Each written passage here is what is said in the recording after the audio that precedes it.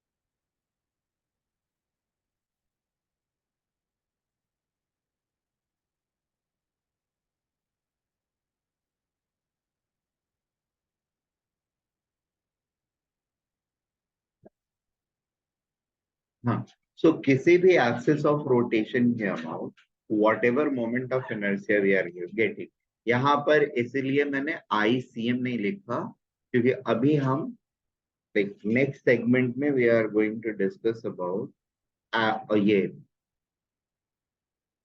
perpendicular and parallel axis theorem. इसके through we will be able to find the moment of inertia of a body about any axis. ठीक है, perpendicular parallel axis theorem बताएगा कि axis of rotation centre of मास से जो पास करता हुआ axis of rotation है उसके अबाउट ये moment of inertia of the body क्या है, what ever the axis of rotation is. और पैरेलल एक्सिस थ्योरम से हमको ये पता चलता है कि अगर इस एक्सिस के पैरेलल एक दूसरा एक्सिस में लेता हूं, तो जैसे हम लोग डिस्कस कर रहे थे, ये मान लो प्लेट का सेंटर ऑफ मास यहाँ पे है और ये रोटेट हो रहा है। Is that okay? इसका कुछ मोमेंट ऑफ इनर्शिया है इस एक्सिस के अबाउट। ठीक है, अगर एक्सिस को मैं एक दूसरा एक्सिस लेता हूँ जिसको यहाँ पे रख देता हूँ और ये पूरा प्लेट ऐसे रोटेट करता है, ठीक है, तो ये एक्सिस जो है इस एक्सिस के पैरेलल है। ठीक है, तो we are going to apply parallel axis theorem in order to find the moment of inertia of this body about this axis, which is parallel to the axis which is passing through the center of mass and perpendicular to the plane of this plate. ठीक है, इस axis के बदले passing through center of mass and lying in the plane of plate, इसके about अगर moment of inertia मेरा आई है या आई डैश है, ICM जनरली बोलते हैं उसको, तो अगर इसको मैं ले लेता हूं एक्सिस और इसको ऐसे घुमाता, नहीं, पहले हमने क्या किया, ये ऐसे घूम रहा था और अब ये ऐसे घूम रहा है, दोनों में डिफरेंस है। ठीक है, पहले ऐसे घूम रहा है और बाद में ऐसे घूम रहा है। Is that okay?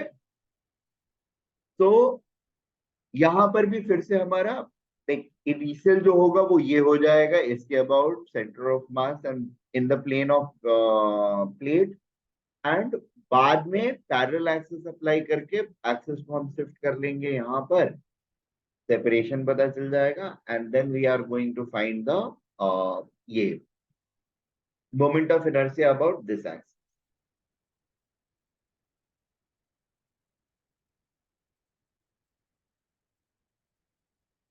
नहीं नहीं, रेडियस ऑफ गायरेशन बाद में आएगा। ये जो चेंज मोमेंट ऑफ इनर्शिया होगा, ठीक है, उस मोमेंट ऑफ इनर्शिया में मास के अलावा जो टर्म रहेगा उसका square root is going to be the radius of gyration. Is that okay? अच्छा, ये जरूरी नहीं कि यहाँ पर ये आकर के एक्सिस रहे, एक्सिस यहाँ पर भी हो सकता है, फिर ये पूरी चीज ऐसे घूमेगी, राइट, अबाउट दिस एक्सिस। और अभी भी इसका मोमेंट ऑफ इनर्शिया क्या रहेगा, ICM जो यहाँ पर था और प्लस दूसरा वाला कंपोनेंट जो हमको पैरेलल एक्सिस थ्योरम से मिला। ठीक है। दूसरा जो होता है इसमें वो होता है perpendicular axis theorem. Perpendicular axis theorem ये बोलता है कि अगर ये एक एक्सिस है, ठीक है, अब इस एक्सिस के अलावा कोई भी दो एक्सिस ले ले होते हैं which is perpendicular to this, ठीक है, ये एक्सिस के अलावा, ये तो है, इसका मुझे पता करना है लेकिन मैं पता नहीं कर पा रहा हूं डायरेक्ट, बट कोई और दो एक्सिस है, इजियर एक्सिस, जिनके अबाउट मैं मोमेंट ऑफ इनर्शिया पता कर पा, ठीक है, और वो दो एक्सिस जो है they are perpendicular to this axis, ठीक है, and they are also mutually perpendicular, perpendicular to this axis and they are also mutually perpendicular, ठीक है। तो बेसिक चीज हो गया, एक ये एक्सिस और एक ये एक्सिस, या एक ये एक्सिस और एक ऐसे एक्सिस ले ले, whatever two axis you may think, जिनके अबाउट मोमेंट ऑफ इनर्शिया निकालना रिलेटिवली आसान, ठीक है। तो इसको अगर मैं जेड एक्सिस मानता हूं, तो बाकी के जो दो परपेंडिकुलर होंगे axis which are perpendicular to this axis and they are mutually perpendicular as well, they will simply become x and y axis, ठीक है।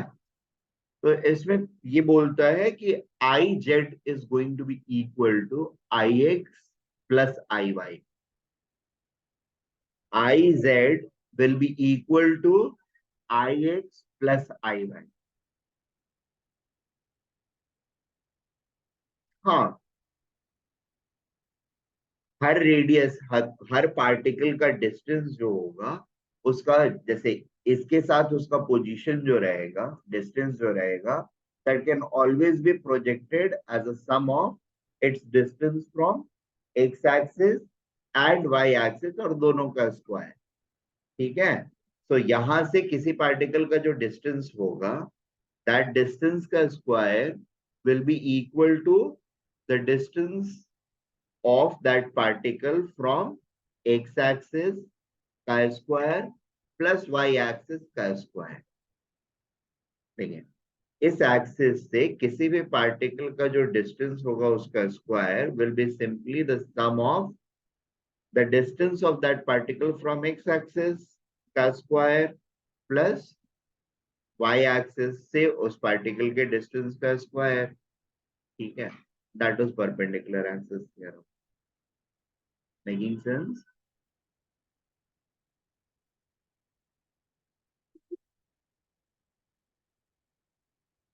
हाँ, थियरम का डेरिवेशन बता दे रहा हूँ क्या।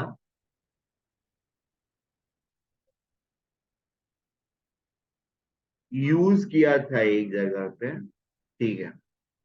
तो ये पैरेलल और परपेंडिकुलर होते हैं, और अब इसमें थोड़ी सी चीज, एक चीज और भी होती है, जैसे अब कोई भी चीज लेते हैं, जैसे सर्कल लिया, ठीक है, तो यहाँ स्क्वायर प्लेट ले लिया, ठीक है, या फिर सर्कल बोला, डिस्क, सर्कुलर डिस्क लिया या स्क्वायर प्लेट ली, ठीक है, square plate and circular disc, इसमें कोई भी दो परपेंडिकुलर एक्सिस लेंगे in the plane of the plate, ठीक है। जैसे ये स्क्वायर है, सपोज, है नहीं बट सपोज करते हैं कि ये स्क्वायर है, तो इसके, इसका ये एक्सिस और ये एक्सिस, दोनों के about mass distribution is going to be symmetric, right. यानी ये दोनों दोनों एक्सिस के about moment of inertia same रहेगा। अगर ये सर्कल और स्क्वायर है तो, रेक्टेंगल है तो नहीं हो।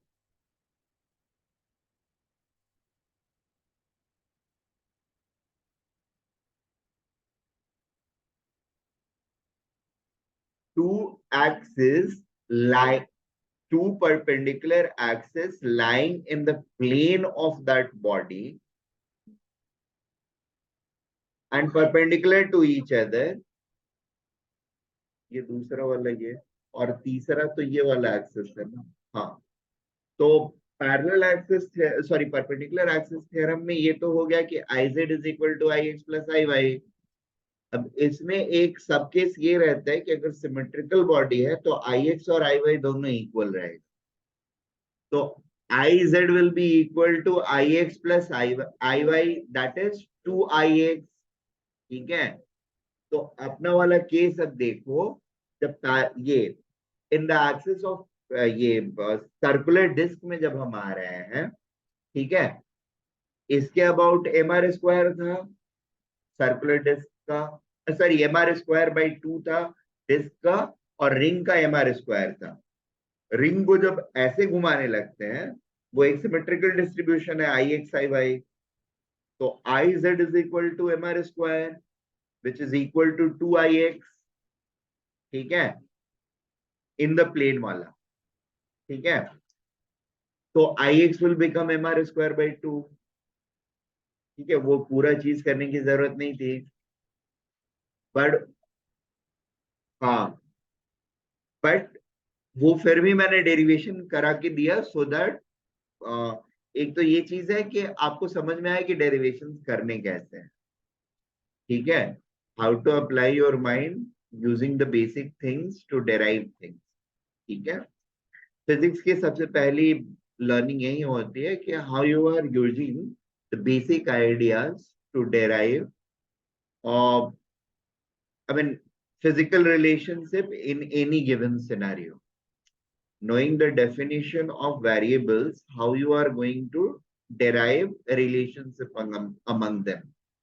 मैथमेटिक्स और फिजिक्स का यही काम होता है होगा।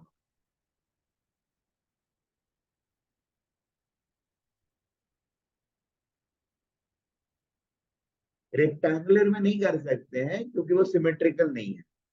अगर वही तुम्हारा ये हो जाएगा, स्क्वायर डिस्क हो जाएगा, तो फिर कर सकते हैं। रिंग में है, डिस्क में भी रहेगा।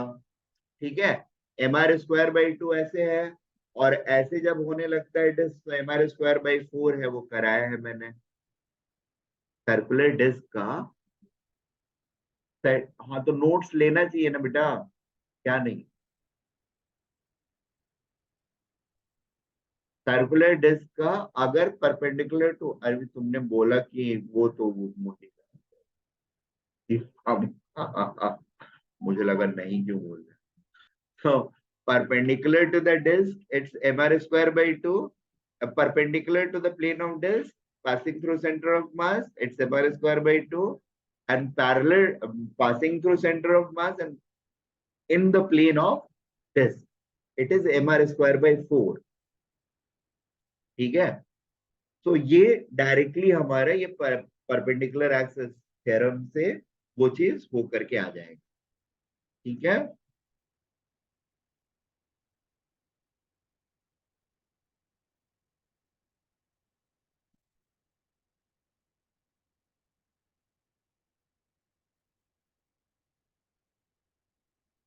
ओके।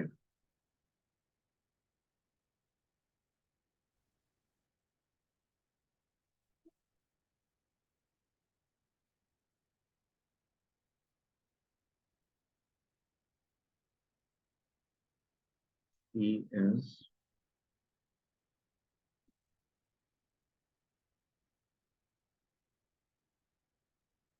नहीं, परपेंडिकुलर रहेगा और दूसरा वाला एक्सिस भी परपेंडिकुलर, मतलब इस एक्सिस के पैरेलल रहना चाहिए।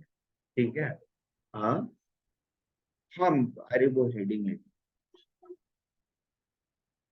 क्या, B moment gyration, radius of gyration is b, a was moment of inertia about fixed axis passing through center of mass। अरे इसीलिए तो पहले पीछे जा करके वो देख करके आया, फिर इसको एडिट किया। ठीक है, तो this is moment of inertia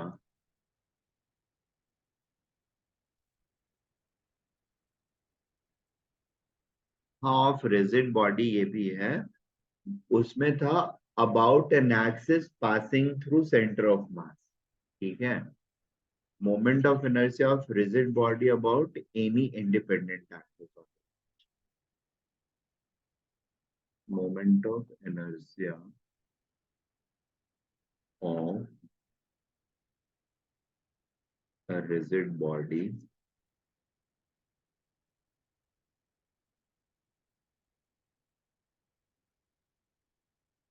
about an independent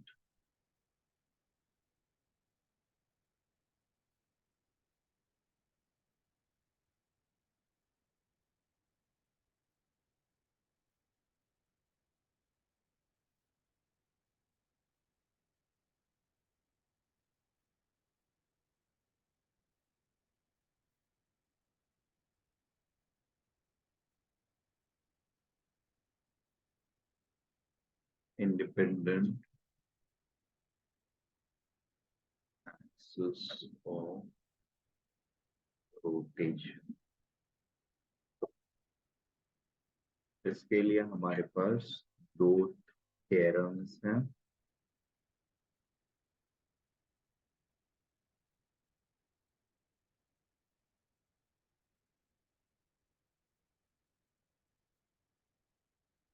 The first one is rotation। 11th में शायद नहीं है, 12th में है पहला चैप्टर। हाँ 12th का फर्स्ट चैप्टर। क्या हो गया? बस सीबीएसई में, बस सीबीएसई नहीं, it is part of 11th only. अरे इसके बगैर तुम रोटेशन नहीं, सॉरी ग्रेविटेशन नहीं पढ़ सकते हो। ग्रेविटेशन 11th में पढ़ा, थोड़ी बेवकूफी करी है उन्होंने अपने हिसाब से एचएससी वालों। हाँ अरे उनको अपना ये प्रॉब्लम है ना, यहाँ मतलब एमएससीईटी जो होता है उसमें they had to create a good balance of एक क्या बोलते हैं कंटेंट। तो उसके लिए ऐसा था कि उन्होंने जो भारी भारी चैप्टर्स हैं वो सबको एनसीईआरटी के 11th से इधर 12th में ट्रांसफर कर दिया, और बच्चों को बोला कि खाली 12th आएगा। हाँ ठीक है। बाद में उन्होंने ये किया है कि आता है, ये पहले होता था, पहले मतलब 2019 तक ये था कि इट वाज ओनली 12th, ठीक है। 2020 से इन्होंने ये किया कि बोला 11th के हम 20% को 20% वेटेज दें। सो 11th के जो चैप्टर्स इन्होंने काट छाट के रखे, उन चैप्टर्स में से कुछ सेलेक्टेड चैप्टर लिया और बोला इसमें से 20% देंगे, और 12th पूरा सिलेबस रहेगा और उसमें से 80% देंगे। तो जब ये डिस्ट्रीब्यूशन क्रिएट किया इन्होंने, व्हाट दे डिड इज कि पहले एचएससी की बुक भी अलग, जो अभी आप लोग पढ़ते हो इससे अलग थी, ठीक है। हाँ वो पुरानी वाली बुक भी पड़ी हुई है मेरे पास। तो उस समय इन्होंने ये किया कि जो अच्छे बड़े वाले चैप्टर्स थे जो 11th में थे उनको ट्रांसफर कर दिया 12th में। जैसे अभी फिजिक्स का थर्मोडायनेमिक्स 12th में आ गया, केमिस्ट्री का थर्मोडायनेमिक्स 12th में आ गया। हाँ वो 12th का है, चैप्टर 12th का है एचएससी के हिसाब से, ठीक है। तो पॉइंट ये है कि वो अगर 12th में चला गया तो इक्विलिब्रियम, बेसिक इक्विलिब्रियम जो है उसको रख रखा है इन्होंने 11th में।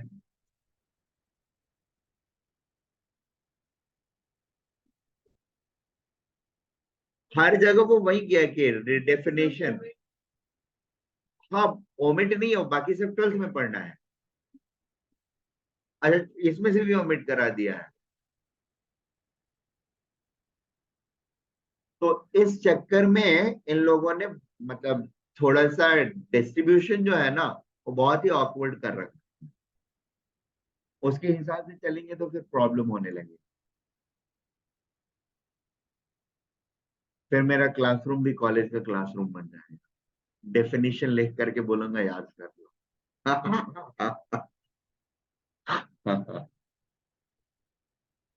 ठीक है। Nevertheless, so the first theorem is perpendicular axis theorem.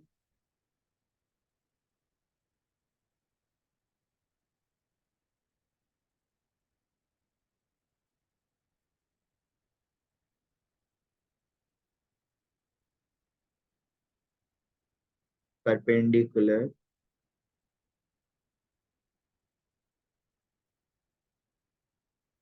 axis